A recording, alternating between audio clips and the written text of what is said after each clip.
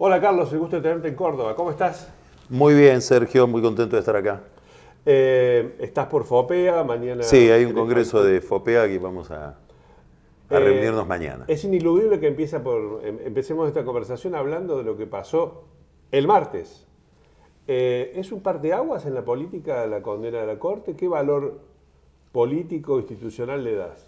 Bueno, desde el punto de vista institucional es muy importante, desde el punto de vista político obviamente también. Digamos, la Argentina es un país con una corrupción muy extendida. Lamentablemente, es difícil encontrar zonas de la política donde esa actividad esté liberada de ese mal, de esa miseria. Y eso sucede por muchas razones, pero una muy importante es que la justicia encargada de sancionar los delitos de corrupción mira para otro lado o participa del negocio en su mayoría. La mayor parte de la justicia federal, sobre todo de la justicia federal de la capital federal, que es la que tiene que monitorear y juzgar a los gobiernos nacionales, Comodoro Pi. Comodoro Pi, mira para otro lado. Entonces esto hace que haya una sensación no solo de corrupción, sino de impunidad, que es un problema, digamos, de segundo grado. Entonces este fallo me parece que marca un hito en términos de combatir la impunidad, de sancionar no solo una causa, me parece que tiene que ver con todo un sistema corrupto que había montado el kirchnerismo en relación con la obra pública, etcétera, muy ligado a ese negocio. No es el único negocio, digamos. Podríamos hacer una lista enorme de temas en los cuales toda esa experiencia de gobierno fue muy oscura en materia de ética. Y en ese sentido, que la Corte haya tomado esta decisión me parece muy relevante.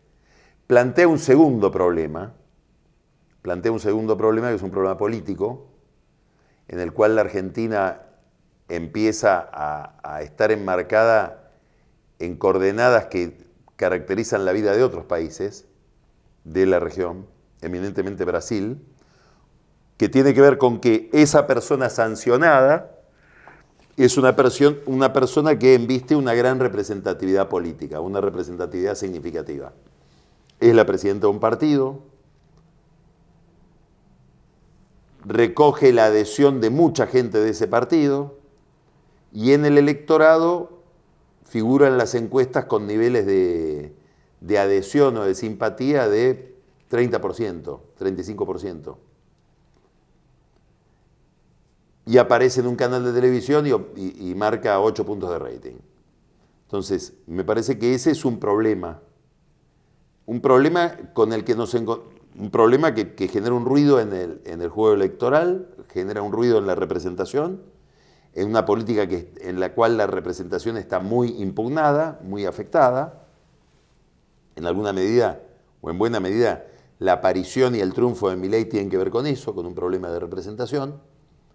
Y sacar del juego a alguien con ese nivel de representatividad me parece que va a generar consecuencias todavía enigmáticas. Es un dilema, obviamente. Es un dilema.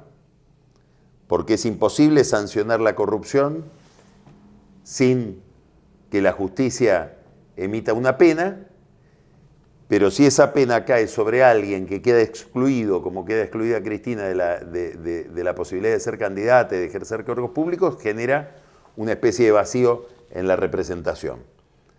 Y eso nos habla de las distorsiones, las deformaciones que introduce en la democracia el problema de la corrupción, que es un problema que es el problema de América Latina, es un problema central en la Argentina, y es una enfermedad de la que nos cuesta muchísimo curarnos. Nos hemos curado de otras, como por ejemplo los golpes de Estado, etcétera, pero de esta nos cuesta mucho curarnos. Carlos, durante muchos años hemos escuchado teorías tales como que a los presidentes no hay que condenarlos.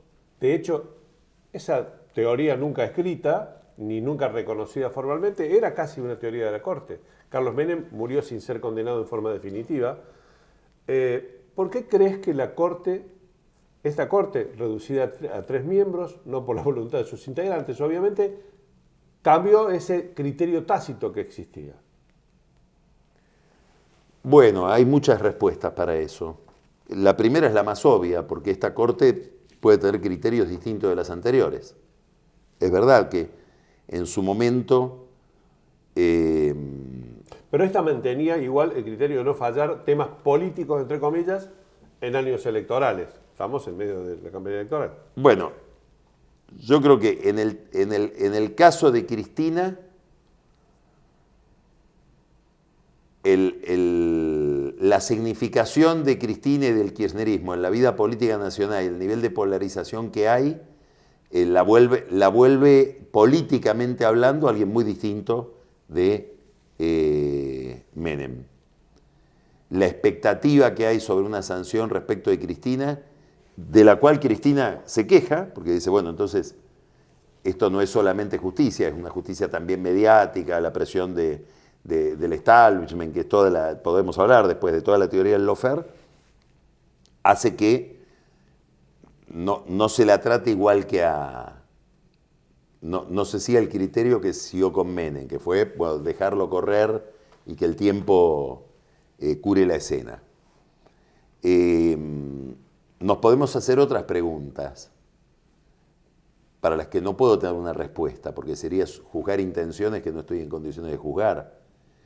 Pero la relación de Cristina y del kirchnerismo con esta Corte, muy, yo te diría, insultada por figuras muy importantes del kirchnerismo, empezando por Cristina, y una Corte a la que se le siguió un juicio político muy agresivo, que terminó el año pasado, digamos, se cerró el año pasado.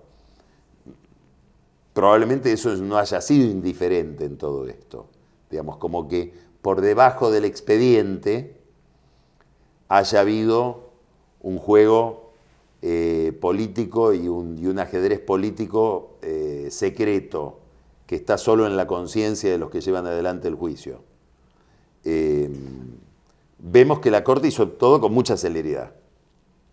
Digamos, podría haber postergado todas estas decisiones. Podría haber inducido a otros actores a que posterguen, más allá de que son actores independientes. Por ejemplo, el procurador podría haberse manifestado más tarde. La recusación de Lorenzetti se podría haber resuelto más tarde. Yo tengo la impresión de que la Corte trató de que la escena se acelere para estar en condiciones de juzgar, para estar en condiciones de sancionar y... que esa sanción fuera inevitable, de alguna forma. Y que sea injustificable seguir postergando. Claro. Tanto es así que se estableció una fecha mítica,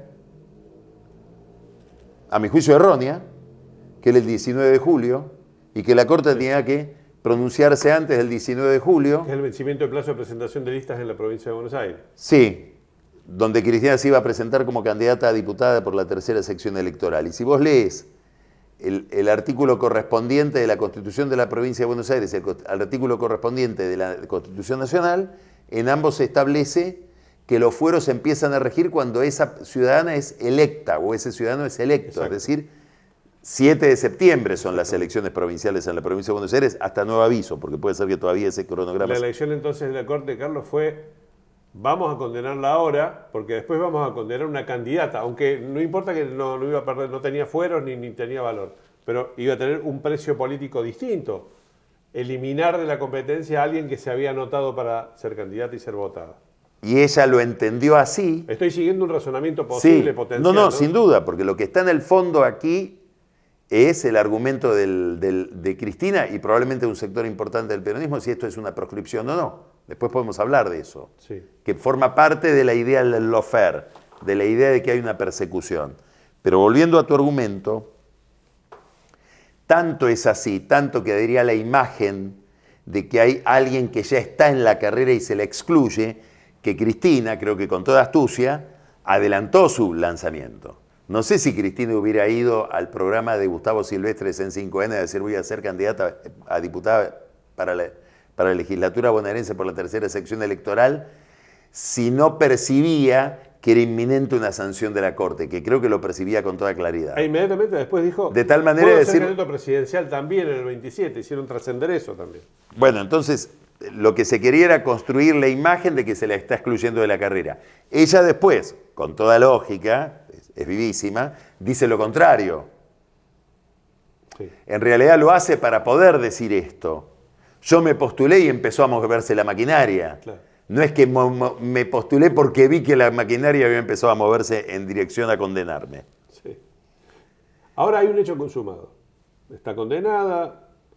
Vamos a ver en qué se convierte su prisión domiciliaria. ¿Qué podemos esperar de eso? Ella es evidente que está tratando de convertir esto en una nueva etapa de su carrera política. Y está intentando, como ha hecho siempre ella con todos los hechos de su vida y sobre todo con los hechos adversos, de acumular poder a partir de esto. Con una teoría, que es la teoría de la persecución, es la teoría de la exclusión, del lawfare, que hay que mirarla bien. Porque si uno dice, bueno, esa teoría es falsa, ¿por qué? Y porque tuviste todas las instancias, tuviste todas las posibilidades de que te juzguen, inclusive jueces puestos por vos, no puestos a dedo por ella, digamos, pero sí, postulados, promovidos. Nombrado durante su gobierno. De hecho, Ercolini, que es uno de los jueces que interviene en todo este proceso, es un juez que fue designado a instancias de Alberto Fernández durante la presidencia de Néstor. Digamos, mucha gente que interviene en este caso es gente que fue promovida por el kirchnerismo. Y tuvo todas las instancias y en el expediente sobran las pruebas.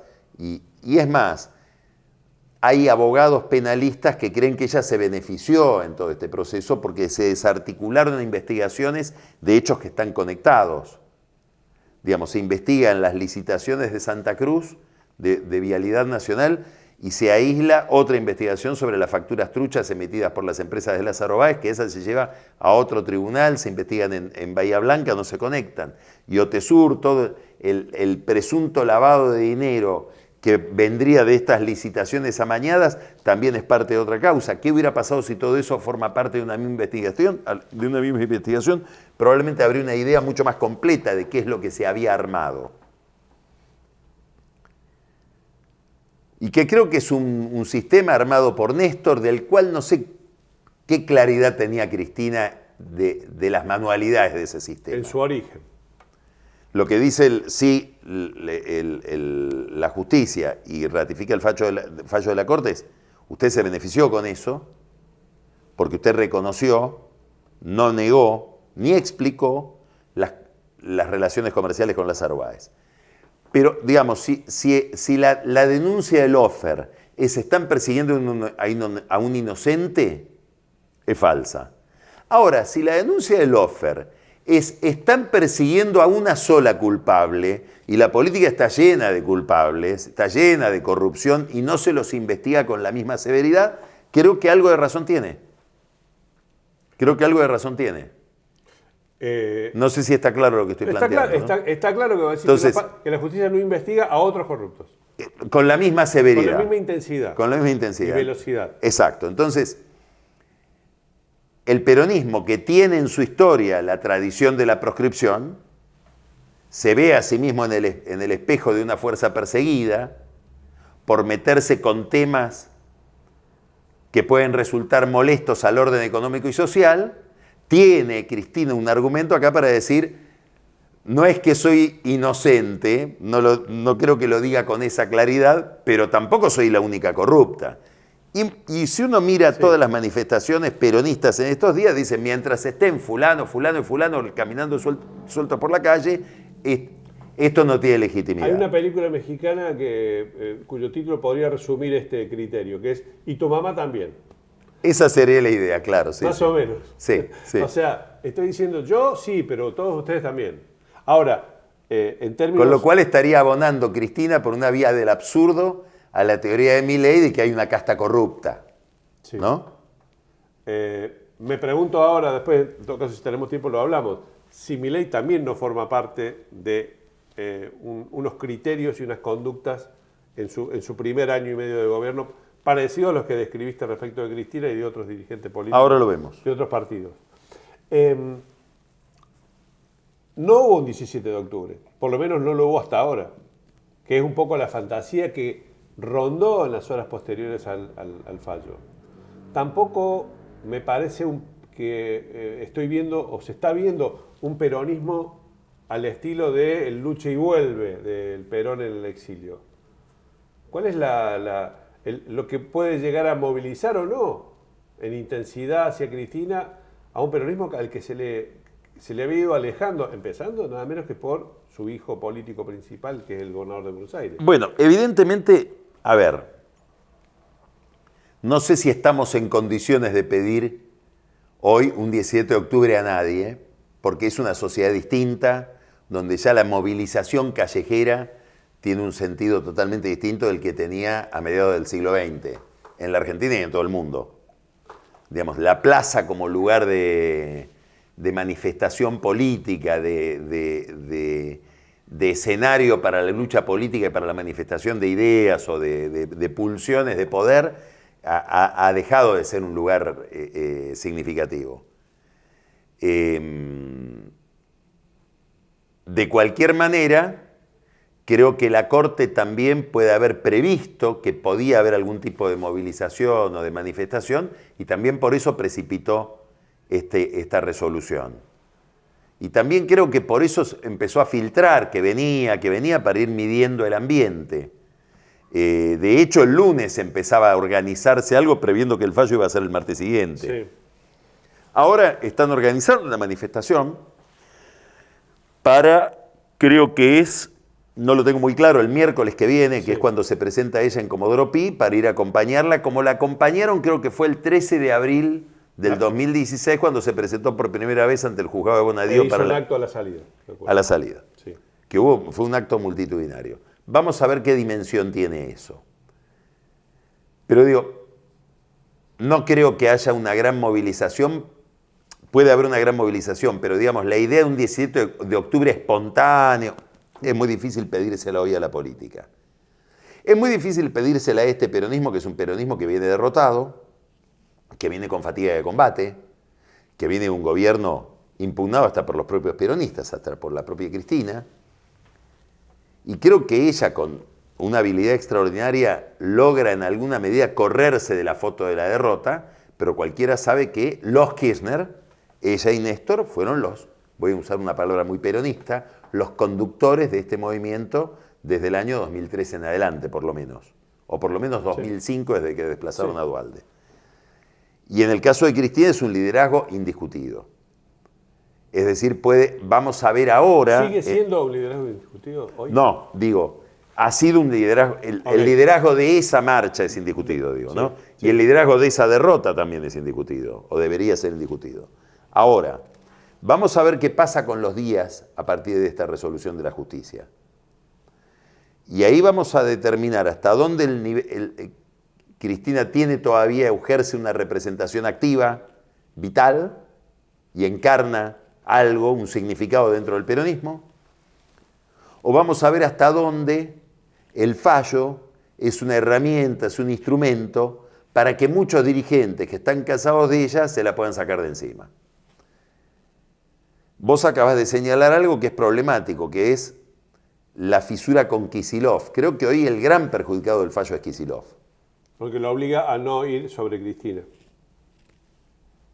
Toda la jugada de Cristina va a ser tratar de encarnar ella o de presentarse como la encarnación de la identidad del grupo. Y cualquiera que dentro del grupo me agreda o me afecte... Que Kicillof le había puesto en duda, hasta antes del fallo. Es un pseudópodo de la Corte, de los que me quieren condenar, de la Argentina gorila que me quiere proscribir dentro del partido. Esa va a ser la lógica de la argumentación de ella. Entonces, Kicillof, fíjate que está en una posición muy incómoda, porque tiene que ir a los actos de ella, la tiene que defender, en esos actos lo silban. Vamos a ver cómo se resuelve eso. Después, ahora, todo esto que estamos diciendo va a tener una respuesta a este enigma de qué significa Cristina y qué significa este fallo en relación con Cristina en las elecciones.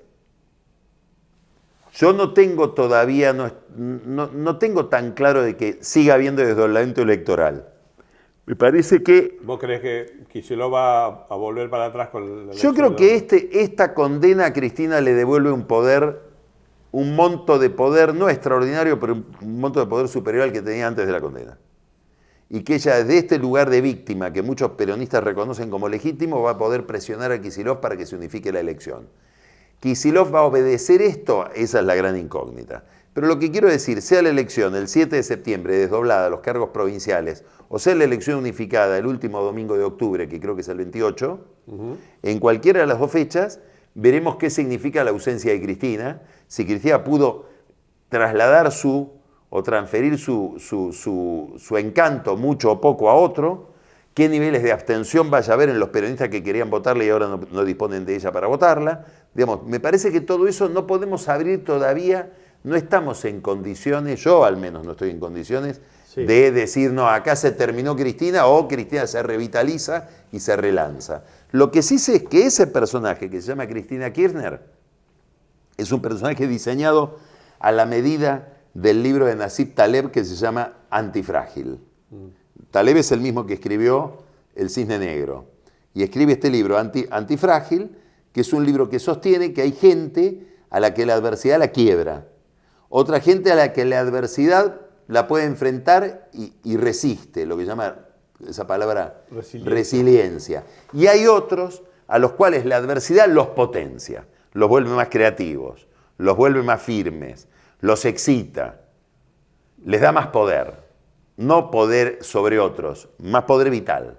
Hay otro protagonista. Cristina es de este último grupo, sí, sin duda. Lo vimos con la muerte de Néstor. ¿Cómo crees que va a reconfigurar Milei la estrategia que él tenía de usar o elegir como adversaria principal, destinatario de su confrontación a la expresidenta? Todos los gobiernos no peronistas tienen un problema muy natural, muy razonable, muy comprensible, que es dónde ubico al peronismo y cómo me relaciono con el peronismo. Un problema de los 4 años de Macri, sistemático. De Alfonsín, de la Rúa. De Alfonsín ni hablar. Vamos a ir a ver con quién me alío, con quién no me alío. Alfonsín incorporó un sector del sindicalismo en su gabinete a través de Carlos Alderete, etc. Y Macri tuvo una relación muy problemática que se proyectaba sobre la propia interna de Cambiemos, de los que tenían buena relación con el peronismo, Monzó, Rodríguez Larreta, Mazot, etcétera, con los que tenían Frigerio, con los que tenían mala relación, etcétera. Bueno, creo que a Milei le pasa lo mismo, solo que en el caso de Milei también esto vale para la relación con el kirchnerismo. Yo creo que obviamente las encuestas le recomiendan a Milei y al equipo de campaña de Milei polarizar con Cristina y que cada vez que tienen un problema saca Milei la figura de Cristina como una figura alternativa cuyo féretro le quiere poner el último clavo con una imagen no precisamente feliz, desagradable. Sí. Bueno, esa es una dimensión, no es la única. Creo que este oficialismo, el de Milei, tiene una relación distinta que los otros oficialismos no peronistas con el peronismo y también con el kirchnerismo. De hecho, es un gobierno que por un lado insultaba a Cristina, pero quería pactar una corte con Cristina.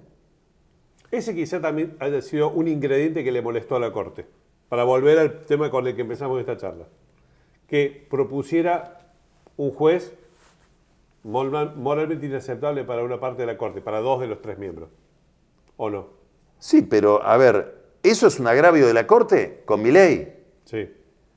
La Corte le tendría que, si esta es la lógica, le tendría que agradecer a Cristina, porque hoy Ariel Lijo no es juez gracias a Cristina, Sí. Digamos.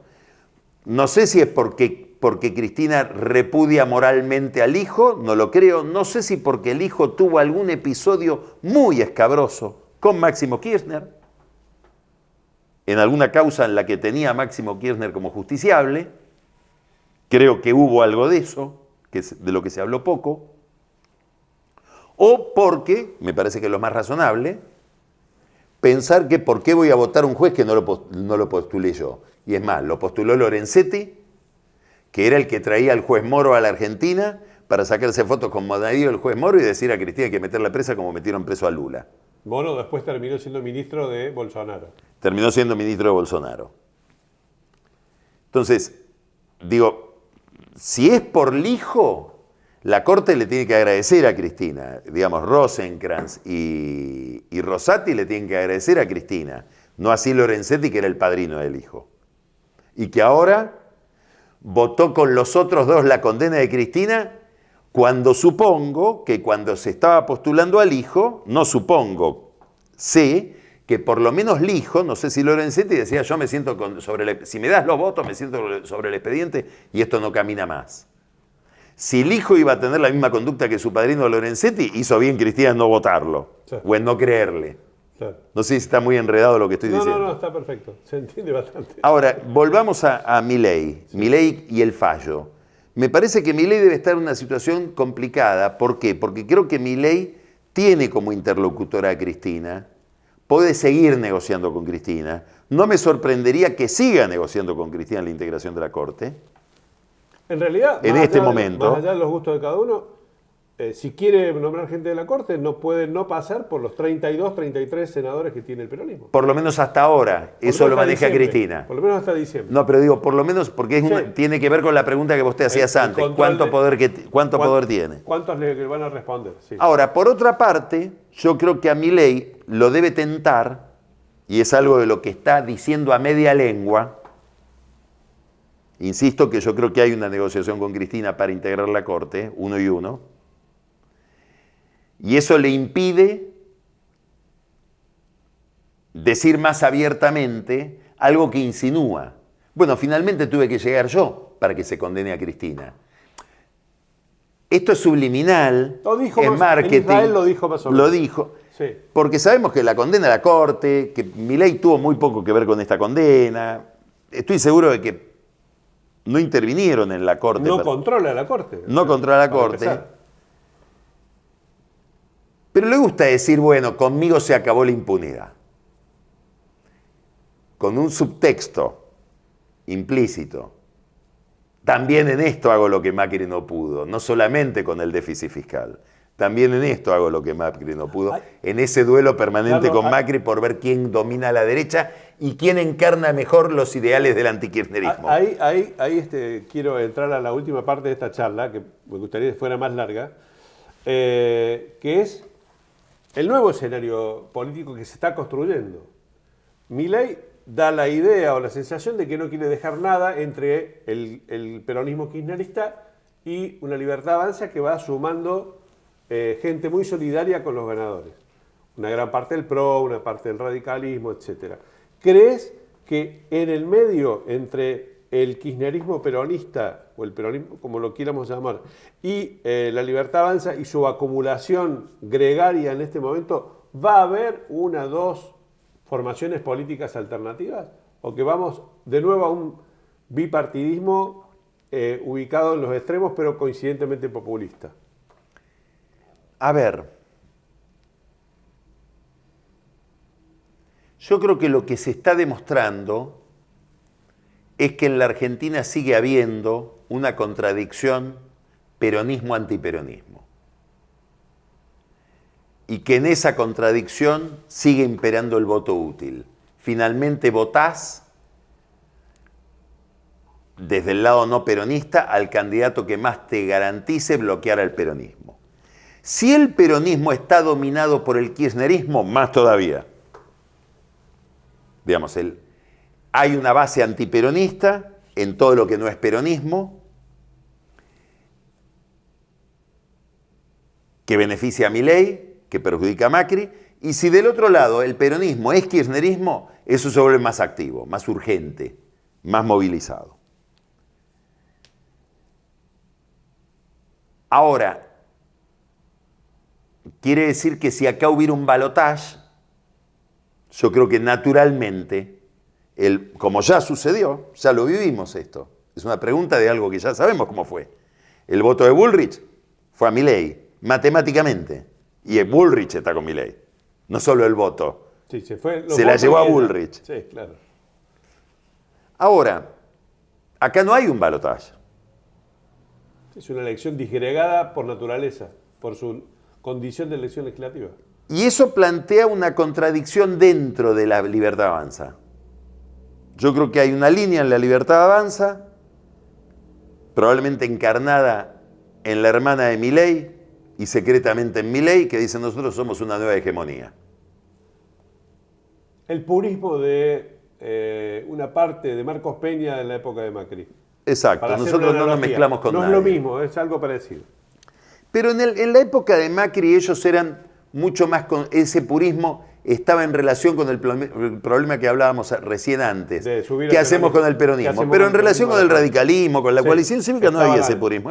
Nosotros somos lo más moderno, pero sabemos que nos tenemos que integrar. ¿Por qué? ¿Por qué? Porque el otro no puede ganar, pero me puede hacer perder. Igual, digamos, Karina Milei tiene un montón de gente que viene del peronismo y de otras fuerzas. No, pero lo estoy pensando en términos no de pureza de la procedencia, sino armamos listas en todos lados y tratamos de ganar en todos lados. En contradicción con el que se nos ponga adelante. Si es del PRO con el PRO, Capital Federal, o si es el peronismo de la provincia X en el interior, también. Vamos a ir en contra. Han sido más amables con algunos gobernadores que con otros. Sí, pero aún con gobernadores muy ligados a Jaldo, Tucumán, no sé si va a ir en una alianza. No, probablemente no. Depende de Jaldo, se subordina o no. Si Jaldo no se subordina, le arman una lista enfrente. Pongo un caso concreto. Hay otra corriente, yo creo que más encarnada en Franco, si en alguna medida en Santiago Caputo, que dice: hagamos eso donde tenemos la garantía del triunfo, pero después pensemos, este es mi punto, a esto estoy yendo, que después tenemos que armar un oficialismo en el Congreso, porque aunque nos vaya fantásticamente bien, supongamos que hagamos una elección de 40, 41, 42 puntos en octubre, tendremos, en el mejor de los sueños, 80 diputados. Necesitamos 131. Sí. Entonces, cuidado con ir agrediendo gente, porque a esos que hoy agredimos le tenemos que pedir después sus diputados para armar una mayoría y eventualmente sus senadores. Bueno, hubo un mensaje la otra semana en el Congreso muy transparente del PRO. Bueno, entonces a este punto quería ir, a lo que estás diciendo, que fue de primera magnitud, y creo que pasó disimulado por el problema de Cristina, el fallo, que es que Macri dijo: yo con 9 diputados te elimino el veto. Porque con 9 diputados míos vos no llegás al tercio que necesitas para defender tu veto de una insistencia de los 2/3 de tus opositores. No sé si está claro lo que estoy planteando. Sí, claro. El objetivo legislativo... La oposición te hace una ley, vos la vetás, y después, si los que hicieron la ley te constituyen, insisten con una mayoría de 2/3... Necesitas un tercio para bloquear... Y sin mis 9 diputados, 9 nomás, probablemente no tengas ese tercio. Fue muy importante el gesto de Macri, porque no es un gesto intrascendente, porque estamos hablando de la cuestión fiscal. Si Macri dice: yo con 9 diputados te volteo la estrategia fiscal de mantener el equilibrio. Te dejó abierta un aumento jubilatorio y más gastos que te rompen el equilibrio. Entonces, todo el mundo está pensando si este sistema se mantiene o no, porque vuelve un Kicillof o una Cristina en el 2027. Y Macri lo que dice: el problema lo tenés en el 2025 y en el 2026, si no me tenés en cuenta. Entonces, lo que te quiero soy Macri, lo que te quiero decir, Milei, es: mirá que Ritondo negocia lo de él, Santilli negocia lo de él, pero si querés un acuerdo parlamentario para constituir un oficialismo que haga funcionar el Congreso a tu favor a partir, o que por lo menos evite que funcione en contra. Claro. A partir del 2026 tenés que hablar conmigo y tenés que hacer un acuerdo con un partido, que soy yo ese partido, el PRO. ¿Por qué es tan importante esto, Sergio? Y Milei dio por hecho de que con el triunfo en Buenos Aires el PRO desaparecía y Macri dejaba de ser el representante del PRO. Exacto. Y esto plantea un problema muy importante. ¿Por qué? Porque y esto lo planteó el otro día, lo plantea Ricardo Arriazu, y lo plantea con una claridad temeraria, diría yo, Carlos Rodríguez, en un tuit de este fin de semana pasado. Arriazu, después de hacer un gran elogio del gobierno en AmCham, en la Cámara de Comercio Argentino-Americana, dijo, cuidado, acá tiene que haber un político, no lo dijo así, pero tiene que haber alguien que mire el equilibrio general, que mire los cuellos de botella de este modelo económico y que tenga en cuenta que la destrucción es más rápida que la creación. Lo que está diciendo Arriazu es cuidado, a esta experiencia capitalista no le puede pasar lo que le pasó a las dos anteriores, de terminar deslegitimada por grandes bolsones de pobreza y destrucción del tejido productivo. Tiene que cerrar socialmente para que sea viable. Rodríguez ese mensaje lo baja a cuestiones concretas y dice la apertura, que Rodríguez aplaude. Carlos Rodríguez es un ultraliberal de la Escuela de Chicago, discípulo de Friedman, profesor en Chicago. Digamos, no hay ninguna duda sobre los pergaminos liberales de Rodríguez en materia económica. Dice, cuidado que si abrís la economía y no haces una reforma laboral y una reforma tributaria que le permita a las empresas argentinas competir en esa economía abierta, vas a dejar un tendal. No lo dice volver a Keynes de Kicillof, no lo dice Cristina o los keynesianos tipo Martín Rapetti. No, lo está diciendo uno de los íconos del liberalismo en la Argentina, el principal asesor de Roque Fernández en la época más dura de la convertibilidad. Rodríguez lo que está planteando, Carlos, entonces es una cuestión de tiempos que implican que si no tenés un Congreso alineado que te permita hacer esas reformas, tu programa empieza a tener costos sociales que vamos a ver si se pueden asimilar. Por eso yo estoy conectando dos cosas de dos planos distintos. Esta relación con Macri y la constitución de un oficialismo en el Congreso con la viabilidad social del programa económico. Estas son las dos cosas que están en discusión cuando miramos que 9 diputados de Macri dicen nos abstenemos y lo privan a Milei, no sabemos hasta ahora si esto va a ser así o no, de poder vetar una ley complicada que según economistas como Esteban Domecq le agregan 1.7 del producto de gasto al equilibrio fiscal. Carlos, te darás cuenta que yo me quedaría charlando con vos y abusando de tu confianza un largo rato más, pero lamentablemente se terminó el tiempo, lo excedimos un rato, no importa, nos van a perdonar en la radio. Estas entrevistas de la Argentina hoy no terminan sin que yo, más que una pregunta, haga un pedido, que es una recomendación tuya de un libro a los oyentes de la radio. Bueno. Pueden ser 2, pueden ser 3, pero empiezo por uno. Bueno, voy a recomendar una novela absolutamente literaria, no tiene nada que ver con mi oficio, con mis preocupaciones profesionales, que se llama La paciente silenciosa. Es una gran novela de un inglés de origen griego. La recomiendo enfáticamente para aquel que le guste las tramas complejas y tiene va a tener un placer enorme el que lea esa novela. Después otros libros más de nuestras preocupaciones más inmediatas. Sí. A mí me gustó mucho y me sigue gustando para analizar toda esta Argentina, Está entre nosotros, que es un ensayo de varios cientistas sociales liderados por Pablo Semán. Es un libro del siglo XXI que se publicó al comienzo del experimento Milei. Ellos vienen estudiando el fenómeno de derechización, sobre todo de los jóvenes en el conurbano bonaerense, desde el año 2014. Un libro muy bueno, el que lo lea va a entender mucho de lo que está pasando, de la Argentina que dio a Milei. Después, 2 libros extranjeros, te estoy llenando de libros. No importa. Uno es M. Sí. Una gran biografía novelada, es el primer tomo de una trilogía, de un autor que se llama Scurati, es una gran biografía novelada de Mussolini. muy para leer este momento histórico en Occidente, no estoy hablando de la Argentina, en Occidente, y otro que se llama El tirano, la política en Shakespeare, que es un análisis hecho por un profesor de Harvard, que es crítico literario, de la figura del líder populista, por decirlo de alguna manera, en la obra de Shakespeare. Mil gracias, Carlos. A vos. Y que Gran la pases placer bárbaro siempre en estar Córdoba. con vos y dialogar con vos. Sabés que tengo una debilidad en ese sentido. Sabes que es recíproco y que para mí es un gusto contar con vos cada vez que podamos hablar. Muchas gracias. Gracias a Cadena 3. Un abrazo.